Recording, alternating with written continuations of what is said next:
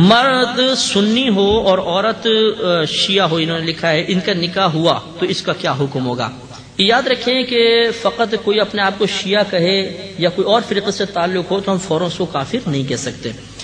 یاد رکھیں جب تک اس کی بد مذہبیت یا اس کے عقائد مذہب اسلام کے خلاف نہیں ہوں گے وہ مسلمان ہے، چاہے اپنا آپ کو کوئی بھی کہتا ہو تو وہ مسلمان ہی کہلائے گا۔ اب یہ پہلے تو یہ کہ یہ کہہ رہے ہیں کہ شادی ہو گئی تو کیا حکم ہوگا، تو حکم یہ ہم دیکھیں گے کہ اگر وہ اس کے جو شخص ہے اس کے عقائد مذہب اسلام سے ٹکراتے ہیں، مسلمانوں سے ٹکراتے ہیں تو سرے سے نکاح ہوا ہی نہیں اور ان کو جدا کرنا فرض ہے، اور بالفرض اس کی بد مذہبیت حد کفر تک نہیں پہنچی تو یہ نکاح ہو گیا ہے، وہ میاں بیوی ہیں۔ اور اب انہیں مطلب یہ کہ عورت کو ذرا احتیاط کرنی چاہیے کہ شوہر کسی اور طرف مائل نہ ہو، یعنی عقائد میں پختہ نہ ہو جائے، اسے مسلمانوں کے عقائد کی طرف مائل کرے۔ اور دوسری صورت یہ ہے کہ مثلا ایک عورت یہ سوال کرتی ہے کہ میں ایک شیعہ، میرے پاس سوال آیا ہے ابھی خط کچھ دن پہلے، میں ایک شیعہ لڑکے سے شادی کرنا چاہتی ہوں تو کیا میں کر سکتی ہوں کہ نہیں کر سکتی ہوں؟ تو یہاں مسئلہ تو وہی ہے کہ اگر سامنے شیعہ لڑکے کے بالفرض عقائد حد کفر تک نہیں پہنچے ہوئے مثلا تو نکاح تو ہو جانا چاہیے، لیکن میں عموماً یہ مشورہ دیتا ہوں کہ اگر آپ کسی اور مکتبہ فکر سے تعلق رکھنے والے سے نکاح کریں گی یا کریں گے تو لازم بات ہے کہ ذہنی کشمکش رہے گی۔ ٹھیک ہے، آپ نے وسعت ذہنی کا مظاہرہ کیا کہ جی چلے ٹھیک ہے میں کر لوں گی، یا لڑکے نے سوچا یہ شیعہ لڑکی ہے چلو کوئی بات نہیں میں اس کو مولڈ کر لوں گا، آہستہ آہستہ نکاح کر لیا، لیکن کیا پورے خاندانوں کا ذہن بدل جائے گا؟ نہیں۔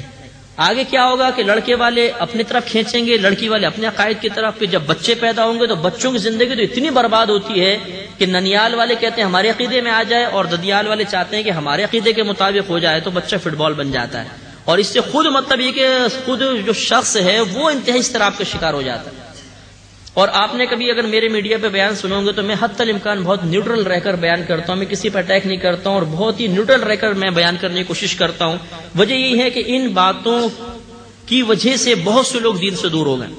ابھی بھی میں نے کسی کا آپ کے سامنے نام نہیں لیا، یہ تو ایک تھا تو، اور میں اپنے سے عقیدے کی وضاحت کرتا ہوں، کسی پر اٹیک کرنے کی کوشش نہیں کرتے ہیں، اس کے فائدے ہوتے ہیں۔ میں آپ کو ایک مثال دیتا ہوں، یہ خاتون کا خط آیا جنہوں نے بتایا کہ ان کا تعلق ایک مخصوص مکتبہ فکر سے ہے، اور وہ مکتبہ فکر ایسا ہے جس کو مطلب ایک ہم لوگ سمجھ لیجئے کہ ہم ان کو بد مذہبی کہتے ہیں۔ اس خاتون نے کہا کہ میں اس مکتبہ فکر سے تعلق رکھتی ہوں، میرا نکاح ایک ایسے شخص کے ساتھ ہو گیا جو گھر میں فاتحہ بھی دیتا ہے اور مجھے مزارات پہ لے کے جاتا ہے اور گودڑا شریف لے جا کے مجھے زبردستی بیعت بھی کروا دی ہے۔ تو میں نے اب گھر بچانے کے لیے میں کچھ نہیں بولی ہوں، لیکن میں ذہنی طور پہ بالکل اس کو ایکسیپٹ نہیں کرتی ہوں، میں بہت پریشان ہوں، اور وہ فلاں ہمارے بڑوں کو برا بھی کہتا ہے،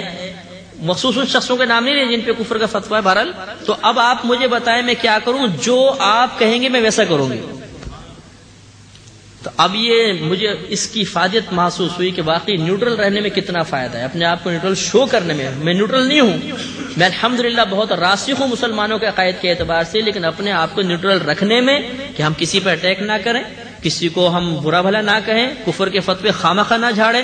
اب فائدہ کیا ہوا، اب میں نے اس کو جو گائیڈ لائن دی ہے انشاءاللہ عز و جل کچھ دن بعد مجھے اللہ کی رحمت سے امید ہے کہ وہ بھی نیاز دے رہی ہوگی الحمدللہ۔ تو یہ فائدے ہوتے ہیں، تو شدت پسندی مناسب نہیں ہوتی، تو اس لیے کسی اور مکتبہ فکر سے آپ اگر تعلق رکھنے کی کوشش کریں گے تو اس میں عموماً بہت زیادہ کشمکش ہوتی ہے، بگاڑ پیدا ہوتا ہے۔ اگر آپ نکاح کرنا چاہیں تو میرے پاس آئیے گا، میں آپ کو بہت بہنیں بھی دلوا دوں گا، بھائی بھی دلوا دوں گا۔